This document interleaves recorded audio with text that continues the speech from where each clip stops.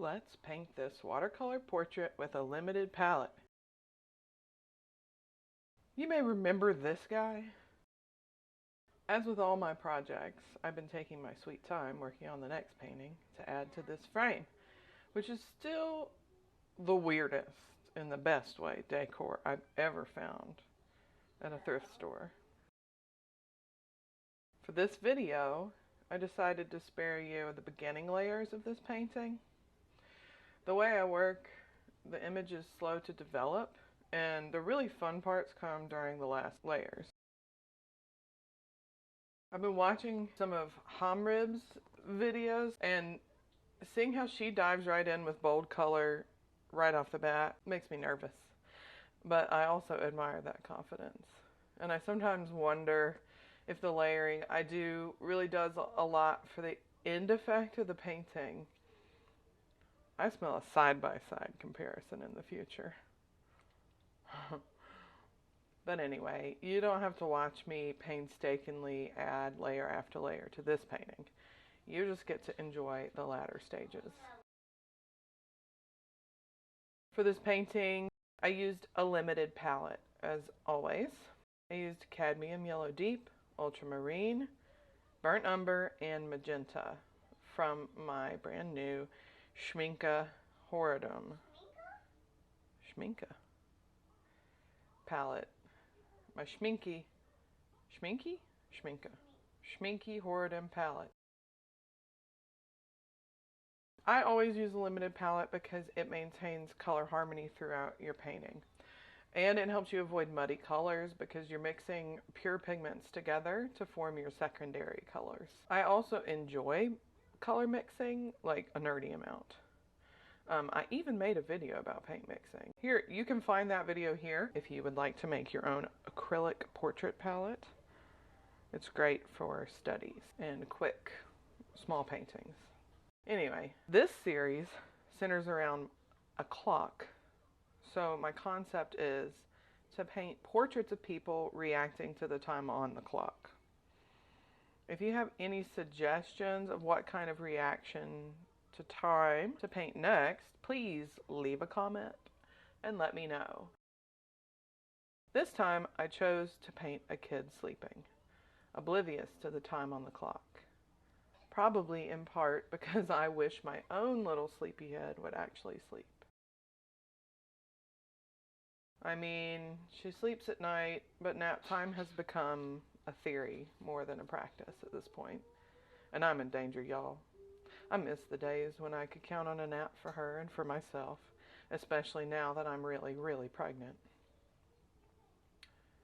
As Ava has entered toddlerhood, she sought out less of my snuggles and more of a playmate in me.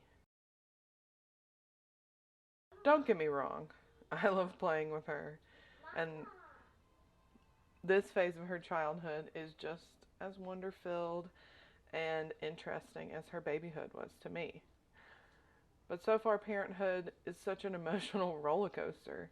Your kid keeps doing their work of changing and learning, and you get to watch all that and participate in the magic, but the past versions of your kid disappear.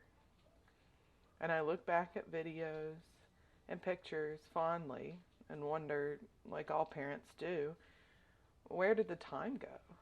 How did we get from there to here? And yet, Ava is as familiar to me now as she was then, more so even, as she grows and her personality shines more and more.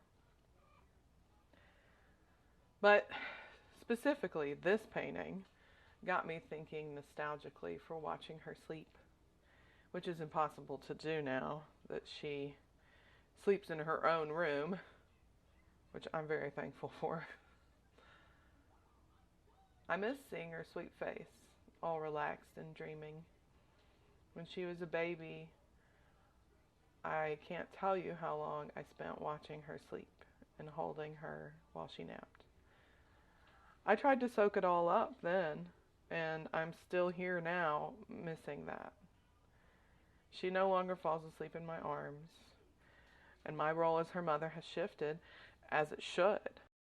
And now I'm getting ready to do it all again. Am I crazy? I've asked myself this many times. Yeah, maybe. But being Ava's mom is the best, most incredible, life-expanding thing I've ever done.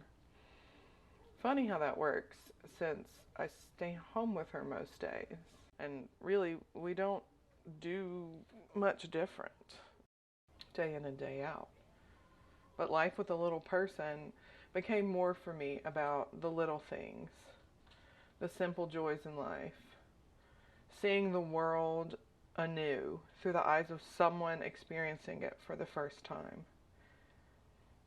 And being a mom has made me more creative, more brave, more ambitious, more confident, more observant. I've learned to see the world through Ava's eyes, and really, like all children, she is a born artist. So I feel like my artist eyes have developed more and more as she points things out on a daily basis that I would never even notice. Her fascination with the smallest of things is one of my most favorite things about her and about being a mom. I wouldn't trade my life as it is now for any other. And yet, day in and day out, as I work in my studio and I keep Ava at home with me, I can't help but feel guilty and feel as though I'm failing her in some way. Even though she seems happy and she gets my attention every day, probably more than most children at her age, I still feel guilty for doing what I do every day as an artist. And being a mom to a toddler is a lot harder, to be honest with you, than being the mom of a small baby. The days are long, the work is tedious and exhausting, and I can't lie, sometimes I get miserable about it all in my head. I try to practice mindfulness in those moments and actually see what's going on, especially in those guilty moments, and look at Ava. And one great thing about her as a toddler is that I can look at her, ask her if she needs anything or wants anything or wants to do something different than we're doing at that moment. I try really hard to be kind to myself and to see things as they really are. It's hard to do that sometimes, especially as an artist, because I work at home.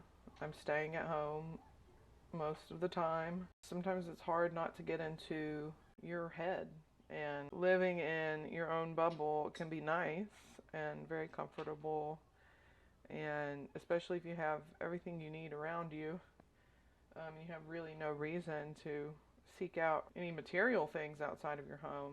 It can be really easy to kind of get stuck in your brain, in your mind. But anyway, one of the things that I do to try to help get out of my head is make these videos. I talk a lot about personal things in these videos, and I do that because I think people need to hear the honesty, what it's like being an artist, what it's like being a mother to a small child who stays at home. It's so easy for people to disappear us because we're not out in public. We're not working in the public sector. Our voices don't get heard because we're not vocal in the same way that someone who goes to work in an office or a factory, would be. We're not out talking and complaining to our coworkers about things that are going on at home like most folks.